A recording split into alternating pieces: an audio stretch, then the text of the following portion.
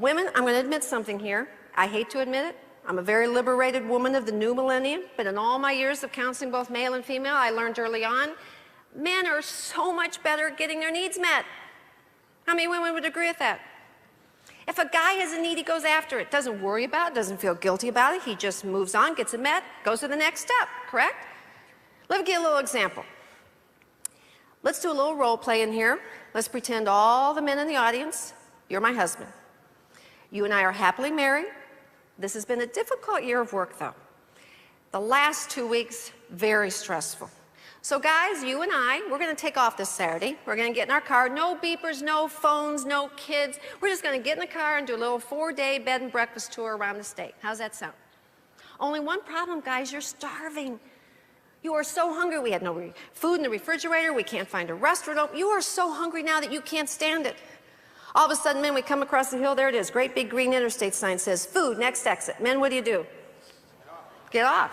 Do you ask permission? Look at him. No. Guy has a need. It's called hunger. As an answer, it's called food. He goes in, gets himself a sandwich, cup of coffee. He's headed back down the highway, less than 9 minutes. What a great way to go through life. Now, let's turn it around. Women. Now, first of all, let me ask all the women here. How many women in this room are very independent? Sure you are. So am I. Women, we have come so far professionally.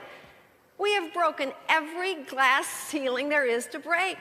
We are CEOs of major companies. Women are coaches of major sports teams. We are prime ministers of countries. Yet do you know that the average woman today is no better at getting her personal needs met than she was 100 years ago? Women, we're starving. We've been hungry for 2 hours. We come across signs that says, food next exit. The average woman today turns to her spouse or significant other and says what? Honey, are you hungry? What is that about? Honey, are you hungry?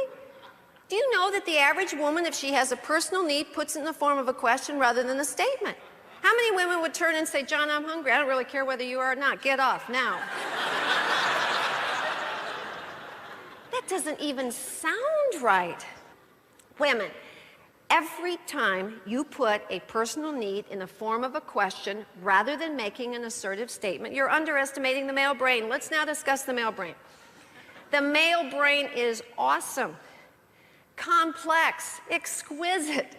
In fact, the only analogy I can give to the male brain is a computer, which is the most amazing invention in the history of mankind. But like a computer, there's no software been invented that we could insert into a computer that will allow the computer to read the hidden message beneath the literal inputted information.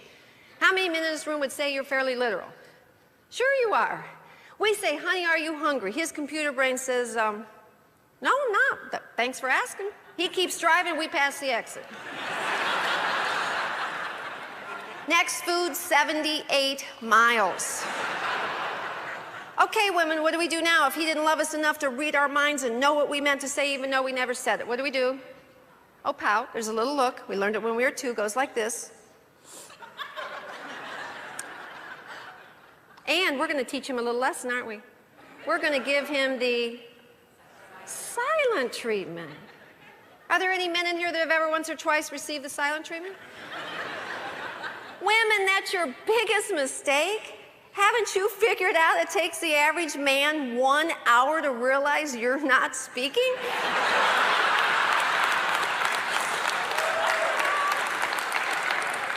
And if you asked him, he'd say without a doubt, this is the greatest hour in the whole vacation.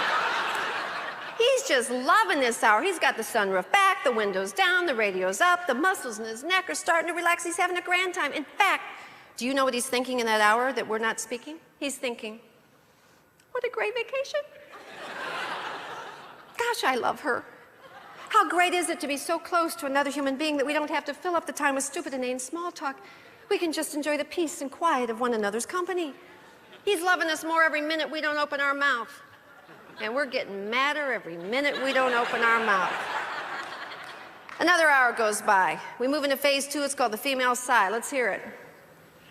Oh. He doesn't respond. He doesn't answer. Another hour goes by. Now women, we're ticked. We kick, hit, drop something, smash something. Men, you have no choice now but to ask us, what's wrong? Do you want to know? No, look at him. No. Man could go the rest of his life not know the answer to this question. Bless his heart, why does he ask? I always say to women, how do you know if a guy loves you? And they go, he says I love you. No, he could say that and not even mean it. You want to know whether the man in your life cares about you, truly cares about you? Does he ever ask you these two words, what's wrong? Because I'm going to tell you something, women.